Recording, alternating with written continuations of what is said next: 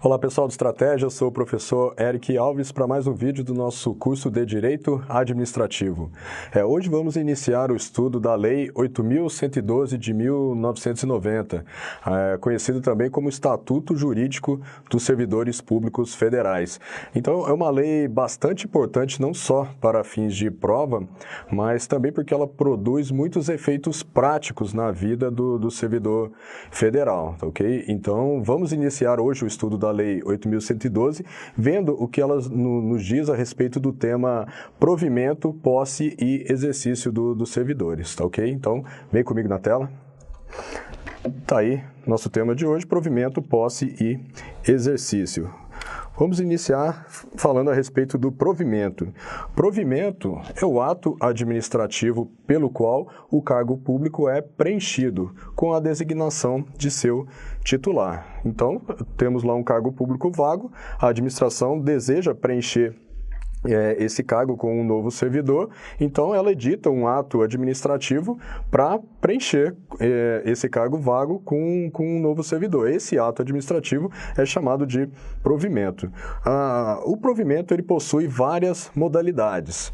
A primeira aqui, chamada também de provimento originário, é a nomeação. Então, provimento originário, nomeação. Então, o servidor, depois de ser nomeado, ele também passa a ser capaz de ser o sujeito de um provimento derivado. Provimento derivado, por sua vez, ele ocorre mediante promoção, readaptação, reversão, aproveitamento, reintegração e recondução. Então, nos slides seguintes, vamos estudar cada uma dessas modalidades de provimento. Vamos iniciar, então, falando do provimento originário. O provimento originário, ele ocorre com a ocupação inicial do cargo, não decorrente de vínculo anterior com a administração. Então, o provimento originário, o que caracteriza o provimento originário é ele não decorrer de um vínculo anterior com a administração. Então, pode ser pessoa estranha ao serviço público ou pessoa que já exercia uma função pública. Então, o importante para ocorrer o provimento originário é que ele não decorra ou não tenha nenhuma relação com o cargo anterior que o indivíduo ocupava. Por exemplo, um indivíduo, uma pessoa, ela prestou concurso público e foi aprovado para o cargo lá de analista tributário da Receita Federal e essa pessoa foi nomeada para o cargo. Então, essa nomeação trata-se de um provimento originário. Por quê? Porque a nomeação ela decorreu da aprovação em concurso e não de algum outro vínculo anterior que a pessoa tivesse com o serviço público. Pois bem, alguns anos depois, essa mesma pessoa, que já era um analista da Receita, ela faz um novo concurso público e é aprovada, só que dessa vez para o cargo de auditor da Receita. Ao ser nomeada para o cargo de auditor da Receita, houve um novo provimento originário. Por quê? Porque o vínculo também, esse novo vínculo com o cargo de auditor, ele não decorreu do vínculo anterior com o cargo de analista da Receita, ou seja, o fato da pessoa antes ter sido uma analista da Receita não teve nenhuma influência na sua nomeação para o cargo de auditor, uma vez que ele decorreu pura e simplesmente da sua aprovação em concurso público. Então, o que caracteriza o provimento originário, ele não decorrer de um vínculo anterior com a administração. E pelo que vimos, a única forma de provimento originário atualmente compatível com a Constituição é a nomeação, ok? Então, quando se fala em provimento originário, você já deve associar com a nomeação. Então, vamos ver as características dessa forma de provimento originário, as características da nomeação. A nomeação é um ato administrativo unilateral de designação inicial de um indivíduo para ocupar um cargo público. Então, aqui, a nomeação é um ato administrativo unilateral. Unilateral quer dizer o quê? Que para a administração editar a nomeação, ela não precisa do consentimento ou da participação do servidor. Então, quando o servidor ele é aprovado no concurso, a autoridade competente não vai lá pedir autorização, o consentimento do servidor para publicar o nome dele lá no Diário Oficial, tá ok? Então, a nomeação é um ato administrativo unilateral de designação inicial. Designação inicial por quê? Porque não decorre de nenhum vínculo anterior que esse indivíduo possuía com a administração. A nomeação, ela não gera obrigações para o indivíduo, tá? Ela, pelo contrário, a nomeação, ela gera um direito subjetivo ao nomeado para quê? Para ele formalizar o vínculo com a administração por meio da posse, tá ok?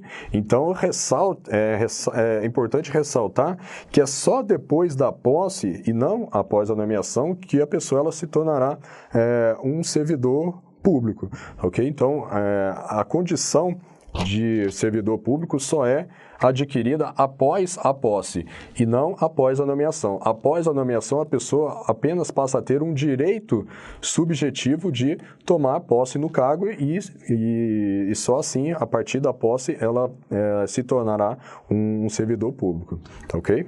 Vamos prosseguir?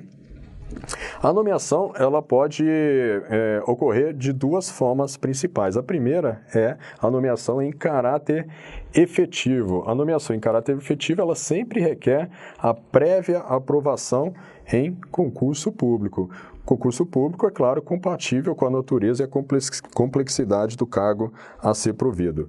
E a segunda forma de nomeação é a nomeação em comissão, que é aquela para cargos destinados às atribuições de direção, chefia e assessoramento. A nomeação para cargo em comissão é feita por livre escolha da autoridade competente, prescindindo, ou seja, não necessitando da realização de concurso público. Os cargos em comissão são, portanto, de livre nomeação e livre exoneração. E por essa condição de livre exoneração, os cargos em comissão, eles caracterizam aqui um vínculo precário com a administração. Por quê? Porque o indivíduo que ele só possua esse tipo de vínculo com a administração, o vínculo de ocupar um cargo público em comissão, ele pode ser a qualquer momento exonerado. Da mesma forma que ele foi livremente nomeado, ele poderá ser livremente exonerado daquele cargo. Vamos passar agora a tratar das formas de provimento derivado. O provimento derivado, ao contrário do provimento originário, é a ocupação do cargo em razão de vínculo anterior com a administração. Então, vimos lá, relembrando que o provimento originário, ele não decorre de vínculo anterior com a administração. Já o provimento derivado, ele decorre do vínculo anterior com a administração. Então, é o contrário.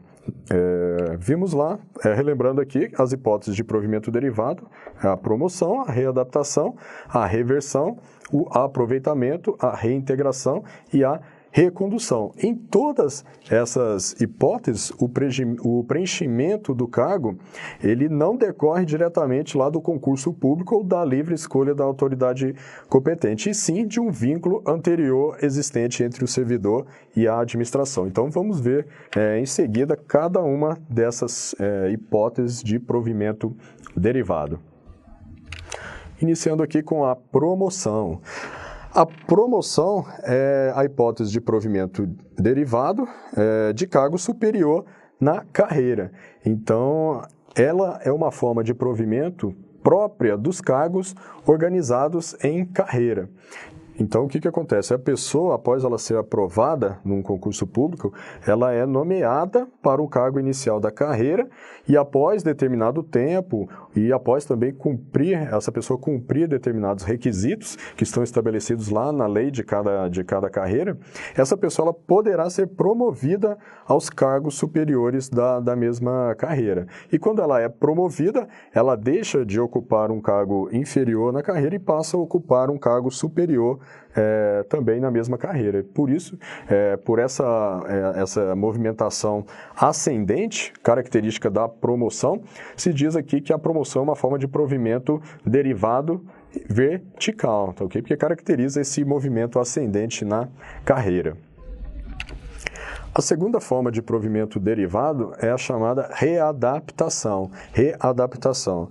A readaptação é a troca de cargo em razão da limitação da capacidade física e mental do servidor. Então, acontece naqueles casos em que o servidor ele é acometido de alguma doença que o incapacite fisicamente ou mentalmente para o exercício daquele cargo para o qual ele foi aprovado no concurso. Então, a readaptação faz o quê? O servidor ele pode trocar de cargo, ele pode passar a ocupar um cargo que seja compatível com essa limitação que ele passou a sofrer. Então, a readaptação, o importante é que ela será efetivada num novo cargo que tem atribuições afins com aquele cargo em que o servidor foi aprovado, respeitado a habilitação exigida. Por exemplo, se ele foi aprovado para um concurso de nível superior, ele necessariamente será readaptado para um outro cargo também de nível superior. Então, deve ter essa compatibilidade entre os cargos. Logicamente, as atribuições do novo cargo elas devem ser compatíveis com as limitações sofridas pelo servidor que o incapacitaram de continuar exercendo o cargo anterior, tá ok? Então, ele deve ser readaptado para o novo cargo e, logicamente, ele deve ser capaz, mesmo com essa limitação física, ele deve ser capaz de exercer as atribuições do novo cargo. A readaptação, pessoal, ela é uma alternativa, como vocês podem perceber, à aposentadoria por invalidez. Então, o sujeito o servidor, em que ele tem uma limitação física, ele pode ser aposentado por invalidez. Porém, ao invés de ser aposentado, ele tem também essa alternativa de ser readaptado em um novo cargo compatível com essa limitação que ele sofreu, ok? Um ponto importante é que a readaptação ela só pode ser promovida nos casos de servidores efetivos, estáveis ou não. Então, ela não atinge aqueles ocupantes de cargos comissionados que não possuam vínculo efetivo com a administração, tá ok? Esse pessoal, aquele pessoal ocupante exclusivamente de cargo em comissão que não foram aprovados em concurso público, eles não podem ocupar um novo cargo por readaptação. Apenas servidores efetivos podem. A outra forma de provimento derivado é a reversão. A reversão é o retorno à atividade de servidor aposentado. Então, quando se fala em reversão, já se liga aqui a palavrinha aposentado. É a volta à atividade do servidor aposentado. Ela pode ocorrer de duas formas. A primeira é a chamada reversão de ofício ou reversão compulsória. E ocorre quando? Quando uma junta médica oficial declarar insubsistentes os motivos da aposentadoria por invalidez. Então, o servidor, ele foi aposentado por invalidez e depois, que ele já está aposentado, uma junta médica verifica que, na verdade, ele não possuía aquela doença que motivou a sua aposentadoria por invalidez, por exemplo. Então, aquela aposentadoria foi uma aposentadoria nula, uma aposentadoria ilegal. Por quê? Porque o motivo da aposentadoria, ele não existiu, era um motivo falso. Então, esse servidor ele deve retornar ativo, ele não deve ficar mais aposentado, ele deve retornar ativo. Então, aqui é reversão, Então, é o retorno desse servidor aposentado à ativa. A reversão de ofício, ela pode ocorrer a qualquer tempo. Então, a qualquer tempo em que for constatada essa possível ilegalidade ou irregularidade lá na aposentadoria por invalidez, a administração é um ato vinculado, declarar a reversão de ofício do servidor. Deve determinar que o servidor ele retorne à atividade. A segunda forma de reversão é a reversão a pedido ou reversão voluntária. Ela é aplicável ao servidor estável que obteve aposentadoria voluntária e que tenha solicitado a reversão no prazo de 5 anos desde a aposentadoria. A reversão a pedido ela será concedida apenas se houver cargo vago e constitui um ato discricionário da administração. Então, temos aqui algumas características da reversão a pedido que é importante destacar. A primeira é que ela é aplicável apenas aos servidores estáveis que tenham obtido uma aposentadoria voluntária.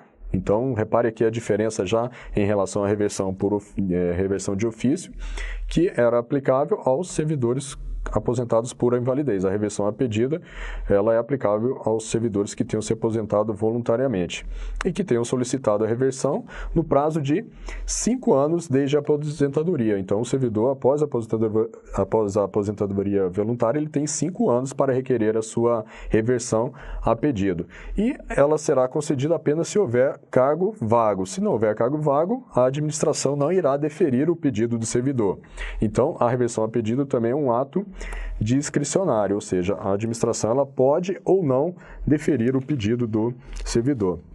Essa reversão a pedido, ela possibilita que o servidor que tenha se aposentado voluntariamente com proventos proporcionais, ela permite que o servidor ele volte à ativa e aumente o seu tempo de contribuição, a fim de quê? A fim de majorar os seus proventos da aposentadoria. Então, essa é a vantagem para o servidor que já tenha se aposentado voluntariamente, ele requerer a reversão a pedido e voltar à ativa para aumentar a sua base de contribuição e, consequentemente, os seus proventos da aposentadoria. A próxima forma de provimento derivado é a chamada reintegração. A reintegração é a volta ao cargo por invalidação da demissão, por decisão administrativa ou judicial. Então, aqueles casos em que o servidor é demitido e, posteriormente, a própria administração ou o Poder Judiciário decide que aquela demissão foi um ato ilegal. Ela teve algum vício, ou seja, o servidor ele não deveria ter sido demitido. Então, nesses casos, há o que? Há em reintegração. Esse servidor que foi demitido ilegalmente, injustamente, ele é reintegrado ao serviço público. A reintegração ela é aplicável apenas aos servidores estáveis. O detalhe é que, então, pode acontecer de o cargo de origem do servidor ele não mais existir. Então, o servidor ele foi demitido daquele cargo, ele ficou um tempo lá esperando a decisão administrativa ou a decisão judicial e, nesse meio tempo, o cargo do qual ele foi demitido, ele deixou de existir. Nesse caso, o servidor ele ainda será reintegrado, só que ele será colocado em disponibilidade. E se o cargo ele já estiver ocupado, ou seja, se não existir um cargo vago, o ocupante desse cargo, se for um servidor estável, ele será reconduzido ao seu cargo de origem, sem direito a nenhuma indenização. Ou, alternativamente, ele será aproveitado em outro cargo. Ou ainda, outra alternativa, ele será posto em disponibilidade. Detalhe é que essas opções aqui, prestem bem atenção, elas se aplicam ao servidor que estava ocupando aquele cargo de origem do servidor que será reintegrado, ok? Então, esse servidor ele terá que deixar esse cargo para que o servidor reintegrado possa reocupá-lo. E o servidor que teve que deixar esse cargo, ele se enquadrará numa dessas hipóteses aqui. Ele será reconduzido, ou ele será reaproveitado, ou ele será posto em disponibilidade. Isso tudo se ele for um servidor estável. Se ele, por outro lado, for um servidor não estável, ele será exonerado, ok? Então, é isso mesmo, ele será sumariamente exonerado para que o servidor reintegrado possa reocupar aquele cargo do qual foi demitido ilegalmente. A outra forma de provimento derivado é a chamada recondução. A recondução é a volta ao cargo por não aprovação no estágio probatório de outro cargo. Então, por exemplo, o servidor ele já é estável, ele é aprovado num concurso público para um outro cargo. E lá nesse outro cargo ele necessariamente será submetido a um novo estágio probatório. Um novo estágio probatório. Caso, eventualmente, ele seja reprovado nesse estágio probatório do novo cargo, o servidor ele será reconduzido ao cargo anteriormente ocupado. Isso por quê, pessoal? Lembrando que isso é aplicável apenas ao servidor estável.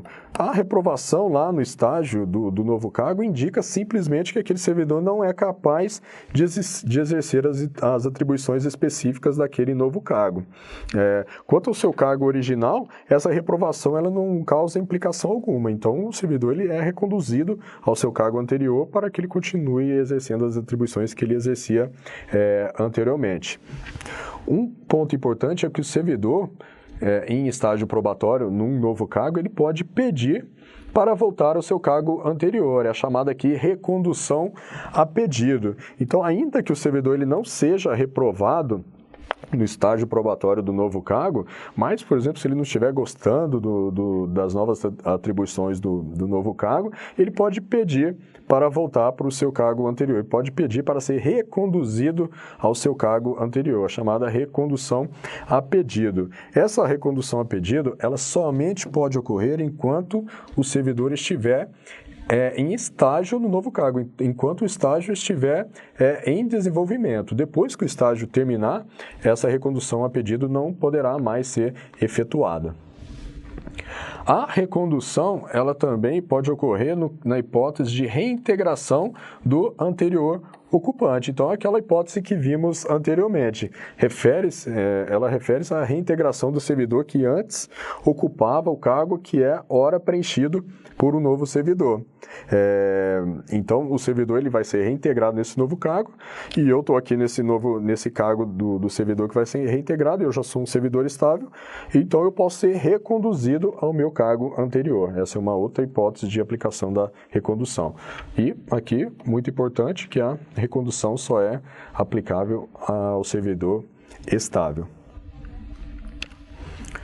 Vamos ver a última forma de provimento derivado, é o chamado aproveitamento. Aproveitamento é o retorno do servidor em disponibilidade. Aproveitamento, retorno do servidor em disponibilidade, também aplicável apenas ao servidor estável. Lembrando lá que, segundo a Constituição Federal, o servidor ele é colocado em disponibilidade nas hipóteses de extinção do cargo que ocupava ou de declaração da sua desnecessidade.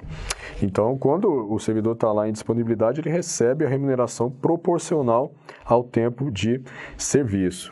Então, e outro detalhe é que apenas o servidor estável pode ser colocado também em disponibilidade e, consequentemente, ser um sujeito aqui de aproveitamento.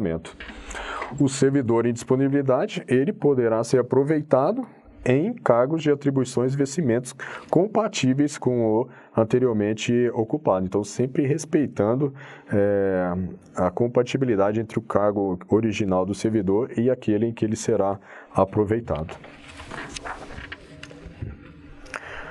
Eu trouxe esse slide aqui para destacar aquelas formas de provimento derivado que são aplicáveis apenas aos servidores estáveis e aquelas que podem ser aplicáveis aos servidores estáveis e aos servidores não estáveis. É importante saber essa diferença aqui porque algumas questões de prova costumam explorar esse assunto. Então, somente o servidor estável ele pode requerer a reversão a pedido, tá? Ele pode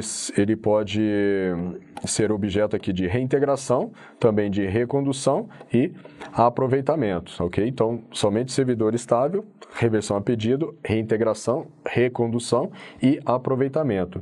Já as formas de provimento derivado aplicáveis aos servidores estáveis e aos servidores não estáveis são a reversão compulsória por invalidez cessada, a readaptação e a promoção, ok? Essas hipóteses aqui, reversão compulsória, readaptação e promoção, são aplicáveis aos servidores estáveis e não estáveis. Então, é bem importante, bem legal que vocês guardem essa tabelinha aqui. Finalizamos então o assunto provimento, vamos tratar agora da posse. A posse é o instituto, é o ato administrativo pelo qual ocorre a investidura em cargo público, ok? Então, a pessoa, ela somente se torna um servidor público quando ela toma posse no cargo. É a posse que confere ao servidor as prerrogativas, os direitos e os deveres inerentes ao cargo.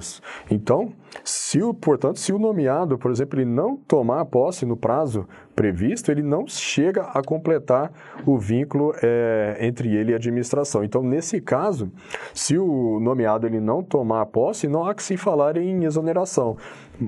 Ou seja, o servidor ele não pode ser exonerado porque, ele, na verdade, ele nem é um servidor. Então, nesse caso em que o sujeito ele não toma posse, ele é nomeado, mas ele não toma posse, o que ocorre é apenas tornar o seu ato de provimento, a sua nomeação, é tornada sem efeito, tá ok? Isso tudo por quê? Porque o servidor, ele somente se torna um servidor quando ele toma posse. A investidura em cargo público ocorre com a posse.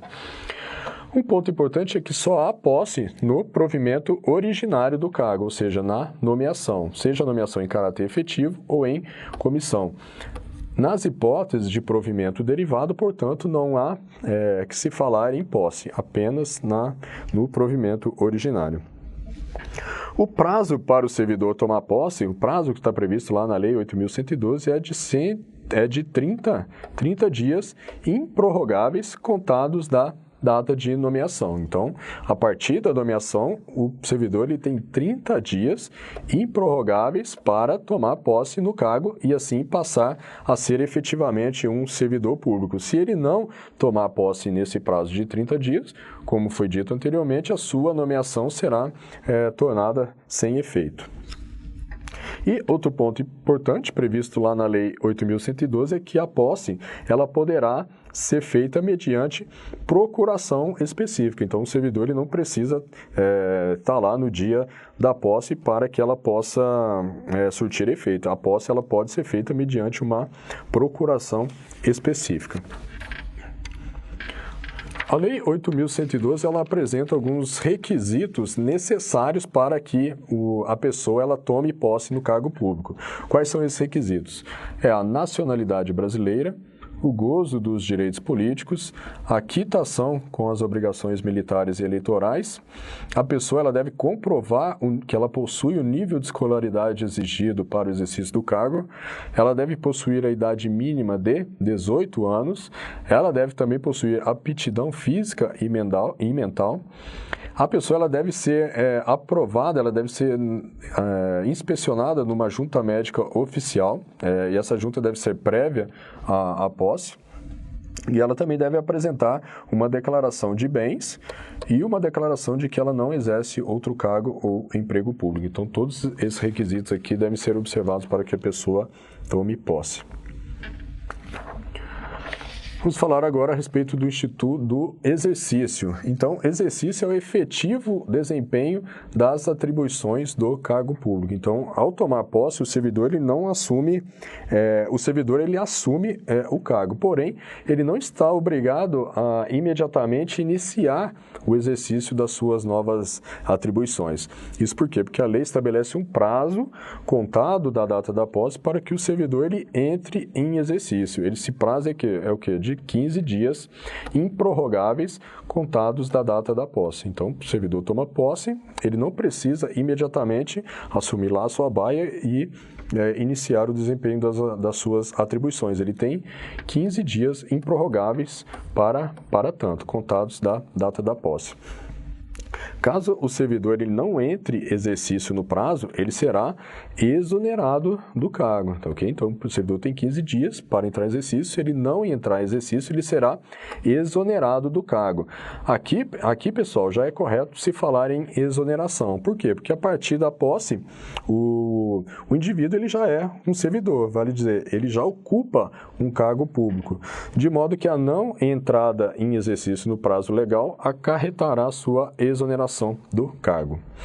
Um outro ponto importante é que a data do exercício caracteriza o início da contagem dos prazos para os direitos relacionados ao tempo de serviço. Então, é a partir da entrada em exercício que se inicia a contagem do tempo de serviço, por exemplo, para a aquisição do direito de férias, para a aquisição de estabilidade. Tudo isso é contado a partir da entrada em exercício.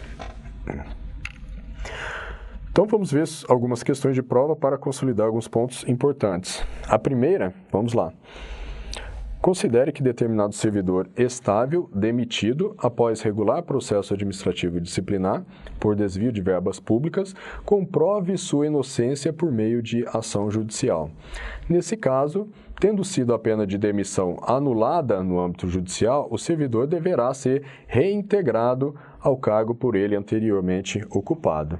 Então, pelo que se nota, nossa questão está correta. Por quê? Porque a reintegração é a volta do servidor estável ao cargo anteriormente ocupado em decorrência da anulação por decisão administrativa ou judicial do ato que tenha levado à sua demissão. Então, aqui, na nossa questão, o servidor, ele teve, em ação judicial, declarada, reconhecida a sua inocência, de modo que ele não deveria ter sido demitido, ou seja, comprovou que o processo administrativo disciplinar que o demitiu foi ilegal, foi um processo injusto. Então, o servidor tem direito de ser reintegrado ao cargo anteriormente ocupado. Então, a questão está correta. A segunda questão. Considere a seguinte situação hipotética. Em razão de uma reforma administrativa realizada pelo governo, determinados servidores estáveis tiveram seus cargos extintos por lei e foram colocados em disponibilidade. Após intensa negociação, meses depois, eles reingressaram no serviço público em cargos de atribuições e vencimentos compatíveis. Nessa situação hipotética, o reingresso desses servidores se deu por recondução. Então, o reingresso de servidor em disponibilidade em cargo de atribuições e vencimentos compatíveis com o anteriormente ocupado se dá por aproveitamento, e não por recondução, ok? Então, aqui seria aproveitamento e não recondução. Então, nossa questão está errada. A recondução, só para lembrar, é o retorno do servidor ao cargo anteriormente ocupado, decorrente da inabilitação em estágio probatório ou da reintegração do anterior ocupante, ou seja, não tem nada a ver com o reingresso do servidor que estava em disponibilidade, ok? Lembrando que tanto o aproveitamento como a recondução, são institutos aplicáveis exclusivamente aos servidores estáveis. Então, nossa questão está errada, o gabarito aqui também está errado, questão errada. Mais uma questão. Em se tratando de servidor que esteja na data da publicação do ato de provimento em licença por motivo de doença em pessoa da família, o prazo para a posse será de 60 dias. Então, aqui, pessoal, tem um detalhe que a Lei 8.112, ela estabelece que o servidor que esteja na data de publicação do ato de provimento no gozo de determinadas licenças e afastamentos, dentre elas aqui a licença para tratamento por motivo de doença em pessoa da família, o prazo de 30 dias para a posse ele será contado a partir do término dessa licença. Ou seja, o prazo ele não é majorado para 40, para 60 ou para 100 dias. O prazo de 30 dias permanece. Porém, esse prazo ele passa a ser contado a partir de uma outra data que é diferente da data de nomeação. Ou seja, o prazo de 30 dias para a posse ele é contado a partir do término da licença. O detalhe, então, a questão está errada. Por quê? Porque o prazo não é de 60 dias, o prazo é de 30 dias, só que contado a partir do término da licença. O detalhe é que algumas licenças elas não obedecem a essa regra, especialmente lá a licença para o desempenho de mandato classista e a licença para tratar de interesses particulares. Não é o caso da questão, porque a questão trata aqui de licença para doença em pessoa da família. Então, nossa questão está errada. É isso, pessoal. É isso que eu tinha para passar para vocês a respeito do tema provimento, posse e exercício. Espero que tenham gostado. Um abraço e até a próxima.